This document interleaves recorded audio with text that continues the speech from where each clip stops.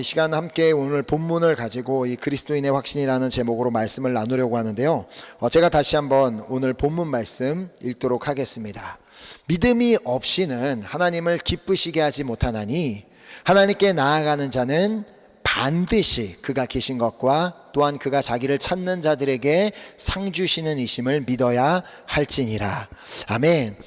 이번 주 이 말씀을 주일 말씀을 준비하기 위해 어떤 말씀을 나누어야 할까 또 기도하던 중에 하나님께서 떠오르게 하신 한 가지 단어가 있었습니다. 그 단어는 바로 확신이라는 단어였습니다. 사실 우리가 흔히 이 교회 안에서 사용하는 믿음이라는 말은 다른 말로 신뢰 혹은 확신이라고도 할 수 있습니다. 자, 그래서 확신은 의심 없이 굳게 믿고 의지하는 마음이라고 할 수 있습니다. 1859년에 프랑스 출신 고개사 찰스 블론딘이라는 사람이 그 미국과 캐나다 국경에 있는 그 나야가라 폭포의 위에 외주를 놓고 그 위를 건너는 공연을 하기로 하였습니다. 물론 수많은 사람들이 모여 그의 위험한 도전을 지켜보았습니다. 그는 천천히 한 걸음 한 걸음 나아갔고 마침내 무사히 반대편에 도착하자 군중들은 박수를 치며 환호성을 질렀습니다.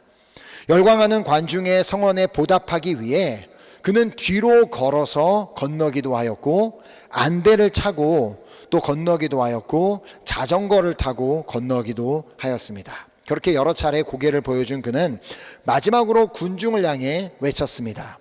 여러분, 제가 만약에 사람을 등에 업고 이 폭포를 건넌다면 성공할 수 있을 거라 믿으십니까? 자, 그러니까 모두가 큰 소리로 외쳤죠. 네, 저희는 믿습니다. 당신은 할 수 있다고 믿습니다. 그러자 고개사는 다시 물었습니다. 좋습니다. 그럼 여기에 계신 분들 중에 내 등에 업혀서 나와 같이 이 폭포를 건너실 분 한 분만 나와주시기 바랍니다. 자, 그러자 갑자기 모든 사람이 다 조용해졌고 그 누구도 감히 나서려고 하지 않았습니다. 그 고개사가 외주를 타고 나야가라 폭포를 다시 건널 수 있을 것이란 확신은 있었을지는 모르겠지만 그가 자신을 등에 업고도 안전하게 건널 수 있을 것이란 확신은 없었던 것입니다. 어쩌면 오늘 우리의 믿음이 이와 같을지도 모릅니다. 하나님이 위대하신 분이시고 전능하신 분이라는 사실은 믿는다고 하는데 그러나 그분이 나의 삶에 그 능력을 행하실 수 있을 것이라는 확신은 없을지도 모른다는 말입니다. 자, 믿는다고는 하는데 확신이 없을 수도 있다는 말입니다. 자, 그날 그 누구도 감히 그 고개사의 등에 업혀서 폭포를 건너기를 원하지 않았습니다. 그때 블론디는 관중 가운데 서 있는 한 남자를 향해 당신은 날 믿으십니까? 라고 묻자 그는 조금의 주저함도 없이 네, 저는 당신을 믿습니다 라고 말을 하며 그 고개사의 등에 자신의 몸을 맡겼습니다. 자, 그렇게 블론디는 그 남자를 등에 업고 신중하게 로프에 올라 한 발 한 발 내디디며 폭포를 건너게 됩니다. 사람들은 도대체 저 남성은 누구길래 저런 용기가 나서 저 고개사의 등에 매달릴 수 있었을까라는 생각을 하게 되었습니다. 사실 그는 고개사 블론딘의 매니저였습니다. 하지만 매니저라고 해서 모든 사람에게 그런 용기가 있는 것은 아닙니다. 그럼에도 불구하고 그가 블론딘의 등에 업힐 수 있었던 이유는 그동안 그와 함께하며 그에 대한 신뢰가 쌓여가고 있었기 때문에 그가 자신을 업고서도 폭포를 잘 건너는 것을 성공할 수 있을 것이란 확신이 있었기 때문이었습니다. 자, 그렇다면 오늘 나는 이 하나님을 진정으로 신뢰하고 있으며 나는 정말 하나님에 대한 확신을 가지고 있다고 생각하십니까? 아니면 하나님을 믿는다고는 하지만 온전히 하나님을 신뢰하지 못하고 있으며 하나님에 대한 확신이 없지는 않으신가요? 자, 그렇다면 우리는 하나님을 믿는 우리 그리스도인들이 가져야 하는 확신은 무엇일까요? 이 질문에 대한 답을 오늘 본문이 제공하고 있습니다. 다시 보면 믿음이 없이는 하나님을 기쁘시게 하지 못하나니 하나님께 나아가는 자는 반드시 그가 계신 것과 또한 그가 자기를 찾는 자들에게 상 주시는 이심을 믿어야 할지니라. 자, 이 말씀은 우리가 하나님에 대해 한 가지 확신을 가질 것을 명하고 있는데, 그것은 바로 하나님이 분명히 존재하시고 또 살아계신다는 확신입니다. 자, 너무나도 당연한 말을 하고 있다고 생각할 수도 있겠지만, 당연하다고 하기에는 우리가 너무나도 자주 그 사실을 잊고 살 때가 있다는 것입니다.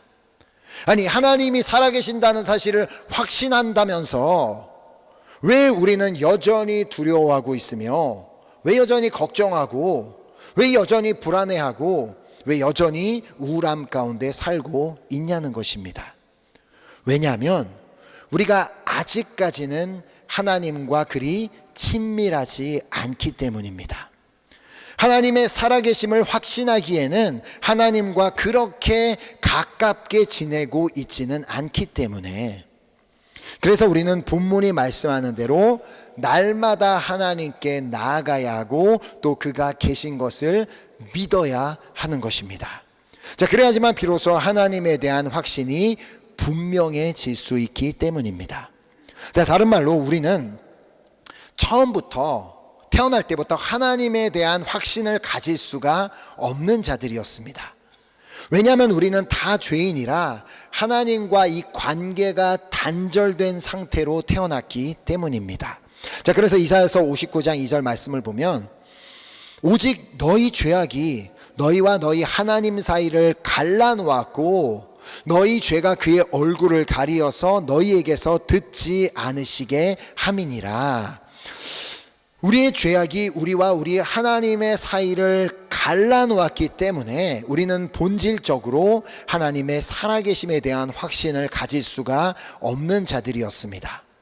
자, 그러나 우리가 복음을 듣고 예수 그리스도를 믿음으로 말미암아 이 하나님과의 관계가 회복되는 은혜를 누리게 되었습니다. 자, 그것을 에베소서 2장 13절이 말씀하죠.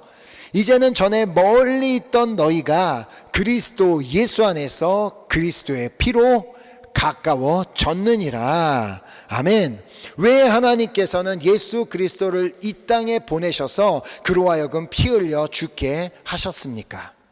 물론 우리의 죄의 문제를 친히 해결하여 주시고 구원의 길을 열어주시기 위함인 것은 분명한 사실이지만, 또 한 가지는 당신이 살아계신다는 사실을 우리 인간들에게 보여주시기 위함이었습니다. 그래서 출생부터 하나님이 살아계시지 않는다면 도무지 일어날 수도 설명할 수도 없는 방법으로 이 땅에 오신 것입니다. 어떻게 처녀가 임신을 할 수가 있고 아이를 낳을 수가 있겠습니까? 하나님이 살아계시기에 가능한 일이지 않겠습니까? 또한 이 땅에 하나님이 살아계셔야지만 가능한 여러 가지 기적들을 행하셨고, 무엇보다 죽음을 이기고 부활하심으로 말미암아 분명히 하나님이 살아계시다는 사실을 우리 모두에게 확인시켜 주셨습니다. 자, 그렇게 날마다 우리를 위해 죽으시고 부활하신 그 예수님께 나아갈 때 비로소 우리는 하나님의 살아계심에 대한 확신이 커지고 분명해질 수가 있는 것입니다. 자, 하나님이 살아계시다는 확신은 거저 생기는 것이 아닙니다. 만약에 그것이 가능했다면 이 세상의 모든 사람들이 다 하나님의 살아계심을 믿고 있을 것이기 때문입니다. 그러나 우리가 알듯이 이 세상에는 수없이 많은 사람들이 하나님의 살아계심을 믿지 않으며 또 강력하게 부정하고 있습니다. 왜요? 조금 전에 말씀드린 대로 모든 사람은 다 죄인으로 태어났기 때문에 우리 인간 스스로는 하나님이 살아계시다는 그 확신을 가질 수가 없습니다. 자, 오직 예수 그리스도를 믿고 하나님을 찾는 자만이 하나님을 만날 수 있고 또 하나님의 살아계심에 대한 확신을 가질 수 있게 됩니다. 자, 그래서 예레미야서를 통해 우리에게 말씀하십니다. 너희가 온 마음으로 나를 구하면 나를 찾을 것이요 나를 만나리라. 우리가 주님을 구하고 찾지 않으면 만날 수가 없다는 말입니다. 마치 그 고개사의 매니저가 날마다 그와 함께 시간을 보내며 그에 대한 신뢰가 쌓여서 그의 실력에 대한 확신을 가질 수가 있었던 것처럼 우리 역시도 날마다 주님과 함께 시간을 보내며 주님과 신뢰의 관계가 쌓여가야지만 하나님의 살아계심에 대한 확신을 가질 수가 있다는 것입니다. 자, 그런 의미에서 어쩌면 우리가 삶에서 만나는 여러 어려움들을 만나는 것이 오히려 복일 수가 있습니다. 왜냐하면 어려움을 당한 사람들이 예수님을 만나서 하나님의 살아계심을 확신하게 되는 일들이 일어났기 때문입니다. 자, 복음서에 보면 예수님께 사람들이 나아왔던 대표적인 두 가지 이유가 있음을 볼 수가 있습니다. 자, 누가복음 5장 15절 말씀을 보면 예수의 소문이 더욱 퍼짐에 수많은 무리가 말씀도 듣고 자기 병도 고침을 받고자 하여 모여오되. 자, 사람들이 예수님께 나온 이유가 뭐예요? 첫 번째로 말씀을 듣기 위함이었고 또 두 번째로 그 병을 고침받기 위함이었습니다. 자, 그래서 하루는 예수님께서 한 집에서 이제 말씀을 가르치고 계셨는데 그곳에 한 중풍병자를 사람들이 침상에 메고 찾아오게 됩니다. 그들은 예수님의 말씀을 듣기 위해서는 아니었고 단지 이 중풍병자가 치유함을 받기 원했기 때문이었습니다. 그를 데리고 온 사람들이 그의 가족이었는지 그의 친구였는지는 정확하게 알 수는 없지만 분명한 한 가지 사실은 그들은 이 중풍병자가 낫기를 너무나도 간절히 원했다는 것입니다. 그 사실을 우리는 그들의 행동에서 엿볼 수 있는데요. 그들이 무엇을 했는지 보면 5장 19절에 무리 때문에 메고 들어갈 길을 얻지 못한지라 지붕에 올라가 기와를 벗기고 병사를 침상째 무리 가운데로 예수 앞에 달아내리니. 자, 그들은 그 중풍병자가 낫기를 너무나도 간절히 소망했기 때문에 지붕을 뜯어서라도 예수님의 곁으로 그가 다가갈 수 있게 되기를 원했던 것입니다. 왜냐하면 예수님께 가까이 나아가는 것이 너무나 중요했기 때문에. 자, 결국 그들의 믿음을 보시고 예수님께서는 그 중풍병자를 치유하여 주셨습니다. 자, 그 중풍병자가 치유함을 받는 사건을 통하여서 그 자리에 있는 모든 사람들은 한 가지 확신을 가지게 되었는데 그것은 바로 하나님이 살아계시다는 확신이었습니다. 자, 그래서 5장 25, 26절 말씀을 보면 그 사람이 그들 앞에서 곧 일어나 그 누웠던 것을 가지고 집으로 돌아가니 모든 사람이 놀라 하나님께 영광을 돌리며 심히 두려워하여 이르되 오늘 우리가 놀라운 일을 보았다 하니라. 자, 그 자리에 있었던 모든 사람이 하나님의 살아계심에 대한 확신을 가질 수밖에 없었던 이유는 하나님이 살아계시지 않고는 도무지 이 중풍병자가 일어나서 걸어가는 것은 불가능한 일이었기 때문이었습니다. 자, 그런데 여기서 한 가지 주목해야 할 점은 그 자리에서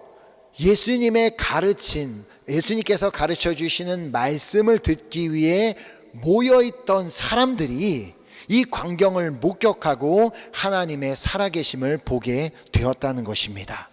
자, 이 말의 뜻이 뭐냐면 말씀을 듣기 위해 예수님께로 나아온 그 자리에서 그들은 하나님의 살아계심을 확신하게 되었다는 것입니다. 자, 그래서 로마서 10장 17절은 말씀하죠. 그러므로 믿음은 들음에서 나며 들음은 그리스도의 말씀으로 말미암았느니라. 자, 그들은 오직 예수님께서 가르쳐 주시는 말씀을 듣기 위해 그 그리스도의 말씀을 듣기 위해 그 자리에 모여있던 자들이었습니다. 자, 중풍병자가 오기 전까지 그들은 그냥 예수님의 말씀을 듣기 위해 모여있던 자들이었습니다. 자, 그러던 중에 그 말씀이 선포되던 자리에 중풍병자가 찾아오게 되었고, 그 말씀이 선포되는 자리에서 그가 치유받는 장면을 목격할 수가 있었고, 하나님의 살아계심을 확인하고 확신하게 되었던 것입니다. 자, 그러므로 오늘 내가 어떻게 예수님께 가까이 나아갈 수 있는가 물으신다면, 그것은 결국 우리가 말씀 앞으로 나아가는 것입니다. 하나님의 말씀이 선포되는 예배 자리에 나오고, 또 성경에 기록된 말씀을 개인적으로 날마다 읽고 묵상함으로 우리는 비로소 예수님께 가까이 나아갈 수가 있게 되는 것입니다. 자, 왜냐하면 예수님은 말씀이 육신이 되어 이 땅에 오신 분이기 때문에, 자, 그래서 요한복음 1장 1절부터 3절 말씀을 보면, 태초에 말씀이 계시니라, 이 말씀이 하나님과 함께 계셨으니 이 말씀은 곧 하나님이시니라. 그가 태초에 하나님과 함께 계셨고 만물이 그로 말미암아 지은 바 되었으니 지은 것이 하나도 그가 없이는 된 것이 없느니라. 자, 우리 모두는 다 말씀으로 지은 바 되었기 때문에 말씀을 통해서 치유의 역사, 회복의 역사가 일어나게 되는 것이고, 말씀을 통해 하나님을 더 알아가게 되고 하나님과 더 가까워질 수가 있는 것입니다. 자, 그래서 예수님께로 나아왔던 자들이 치유함을 받게 되었고 그들의 영혼이 살아나는 역사가 일어났던 것입니다. 자, 그렇다면 오늘 우리는 어떻게 예수님께로 나아갈 수 있다고요? 방금 말씀을 드린 것처럼 기록된 말씀에 가까이 나아가는 것입니다. 자, 성경 말씀에, 왜냐하면 예수님이 말씀이시기 때문에 말씀을 읽을 때 우리는 주님과 가까워질 수가 있고, 말씀을 통해 우리는 우리의 영이 회복되고 살아나는 역사가 일어나 하나님이 살아계시다라는 확신이 우리 안에 깊어질 수 있게 되기 때문입니다. 자, 예수님께서 하신 말씀을 기억하시기 바랍니다. 6장 51절에 보면, 나는 하늘에서 내려온 살아있는 떡이니 사람이 이 떡을 먹으면 영생하리라. 내가 줄 떡은 곧 세상의 생명을 위한 내 살이니라 하시니라. 자, 물론 당시에 이 말씀을 들었던 사람들은 큰 혼란을 겪었습니다. 그래서 이 말을 들은 유대인들은, 아니 어떻게 이 사람이 자기의 살을 우리에 주어 먹게 하겠느냐 하며 그 자리에서 다툼이 일어났습니다. 그런 그들을 향해 주님께서는 다시 한번 말씀하십니다. 57절에 보면, 살아계신 아버지께서 나를 보내심에 내가 아버지로 말미암아 사는 것 같이 나를 먹는 그 사람도 나로 말미암아 살리라. 예수님께서 다시 한번 말씀하십니다. 나를 먹는 그 사람도 나로 말미암아 살리라. 안 그래도 이미 충분히 이해가 되지 않는 사람들에게, 그 회당에 모여있던 이 사람들이 이 말씀을 듣기에는 너무나도 충격적인 발언이었습니다. 아니, 자신들이 뭐 식인종도 아니고 어떻게 예수님의 살을 먹으라고 하는 것인가, 뿐만 아니라 예수님께서는 자신의 피도 마셔야 된다라고 말씀하셨기 때문에. 그런데요, 이 예수님의 말씀을 이해하기 위해서는 이 에스겔 선지자를 통해 주신 말씀을 그들이 기억해야만 했습니다. 하나님께서는 에스겔을 선지자로 택하시고 그를 패역한 이스라엘 백성들에게 보내시며 다음과 같은 말씀을 하여 주셨습니다. 에스겔서 2장 8절부터 9절을 보면, 너 인자야, 내가 내게 이르는 말을 듣고 그 패역한 족속같이 패역하지 말고 내 입을 벌리고 내가 내게 주는 것을 먹으라 하시기로, 내가 보니 보라, 한 손이 나를 향하여 펴지고 보라, 그 안에 두루마리 책이 있더라. 그리고 나서 3장 1절 말씀을 보면, 또 그가 내게 이르시되 인자야, 너는 발견한 것을 먹으라. 너는 이 두루마리를 먹고 가서 이스라엘 족속에게 말하라 하시기로. 자, 결국 에스겔에게 먹으라고 말씀하신 것이 뭐예요? 하나님의 말씀이었습니다. 하나님께서 그에게 주신 말씀. 그래서 이 사실을 깨달았던 요한이 복음서를 기록하면서 앞으로 이것을 읽는 사람들의 이해를 돕기 위해 1장 1절부터 아주 명확하게 태초에 말씀이 계시니라, 이 말씀이 하나님과 함께 계셨으니 이 말씀은 곧 하나님이시니라 라고 강조했던 이유입니다. 자, 그리고 14절에서 뭐라고 얘기해요? 말씀이 육신이 되어 우리 가운데 거하심에 우리가 그의 영광을 보니 아버지의 독생자의 영광이요 은혜와 진리가 충만하더라. 자, 그러므로 이 1장부터 읽어서 1장의 내용을 아는 사람이 요한복음 6장에 이르러서 예수님께서 하시는 그 말씀을 들으면 어떤 반응을 보이겠어요? 아, 지금 예수님이 내 살을 먹으라고 말씀하시는 것은 당신 내 말씀을 먹으라는 얘기구나. 말씀이신 예수님을 먹으라고 하신 거구나. 자, 그런데 예수님께서 내 살을 먹으면 그 사람은 살 것이다라고 말씀하셨음에도 불구하고 말씀을 읽지도 않고 묵상하지도 않기 때문에 이런저런 핑계를 대며 나는 이해하지 못하겠다며 주님을 떠나버리고 마는 것입니다. 실제로 당시에 많은 사람들이 예수님을 떠나갔다고 성경은 기록하고 있습니다. 6장 66절에 그때부터 그의 제자 중에서 많은 사람이 떠나가고 다시 그와 함께 다니지 아니하더라. 뭐예요 이게? 그냥 예수님을 구경하기 위해 따라다니던 무리가 떠나간 게 아니라 누가 떠나갔다고요? 제자 중에서 많은 사람이 떠나갔더라 라고 말씀합니다. 왜냐하면 그 제자들은 생명의 떡이신 예수님께 관심이 있는 것이 아니라 단지 그의 능력에, 그의 치유함에, 그가 행하시는 기적에만 관심이 있었기 때문입니다. 오늘날 교회를 떠나가는 사람들도 마찬가지입니다. 살아계신 하나님의 생명의 말씀을 사랑하고 그 말씀을 읽고 그 말씀의 자리를 지키는 사람들은 예수님을 따르지 말라고 해도 그 콩고 땅에서 막 옆에 사람이 목이 잘려 죽어가는 거를 봐도 어떻게 해서든 예수님을 따르고야 마는 사람들입니다. 선교를 가지 말라고 말을 해도 자신 스스로가 그냥 선교에 동참하게 되고, 이 어떤 예배에 오지 말라고 누가 막 말을 해도 어떻게 해서든 말씀을 사모하기 때문에 자기 스스로가 말씀이 있는 곳을 찾아오게 되어 있습니다. 그러나 살아계신 하나님의 생명의 말씀에 관심도 없고 읽을 생각도 없고 말씀의 자리를 지키지 않는 사람들이 온갖 핑계를 다 대면서 어떻게 해서든 따르지를 않는 것입니다. 내가 뭐 이것 때문에 선교를 안 간다, 뭐 이것 때문에 싫다, 이 하나님에 대한 그 관심이 없으니까 그런 얘기를 하는 것입니다. 하지만 오늘 이 자리에 모인 우리 모두는 베드로처럼 고백하게 되기를 소망합니다. 베드로가 뭐라고 얘기해요? 시몬 베드로가 대답하되 주여 영생의 말씀이 주께 있사오니 우리가 누구에게로 가오리까? 아멘. 우리는 예수 그리스도를 믿고 따르는 사람들입니다. 왜냐하면 예수 그리스도께서 나를 위해 죽으시고 부활하셨음을 확신하기 때문에, 그래서 그분은 오늘도 살아계심을 확신하기 때문에 우리의 이런 확신은 어디서 나온다고요?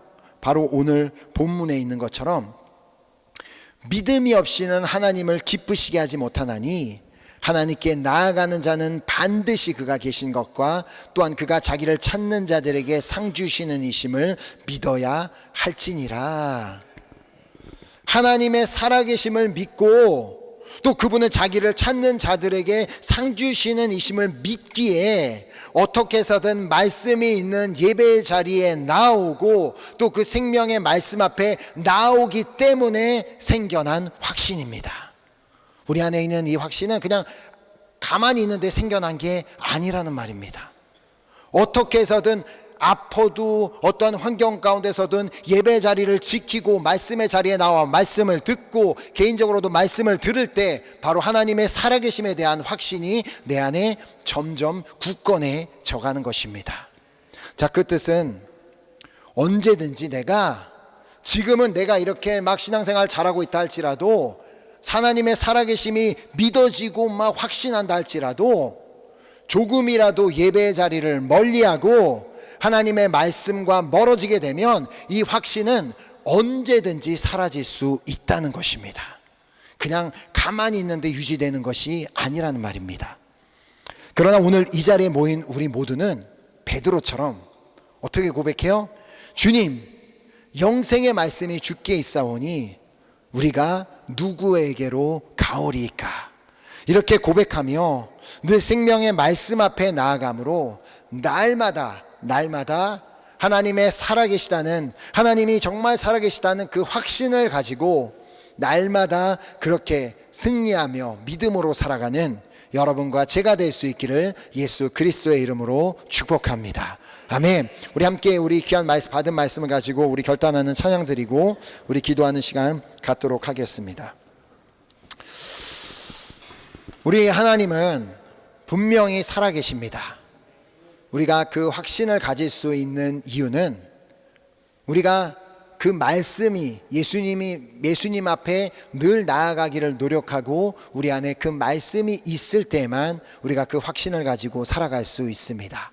그러나 때로는 우리가 살다 보면 진짜 이렇게 하나님을 온전히 바라보고 따르기에 참 어려운 순간들, 환경들, 건강적으로, 경제적으로 이렇게 문제들이 다 생겨날 때 그것이 정말 쉽지 않은 순간들이 올 때도 있지만, 그러나 그 가운데서도 하나님의 살아계심을 확신하기 위해서는 어떻게 해야 된다고요? 그 가운데서도 나는 말씀이신 예수님 앞에 나아가야 되는 거고, 그 가운데서도 말씀이 선포되는 예배 자리에 나아가야 되는 거고, 내가 그 가운데서도 말씀을 사모하며 붙들 때 나는 여전히 하나님의 살아계심을 확신함으로 말미암아 어떠한 환경 가운데서도 평안과 기쁨으로 그렇게 승리하게 되는 줄 믿습니다.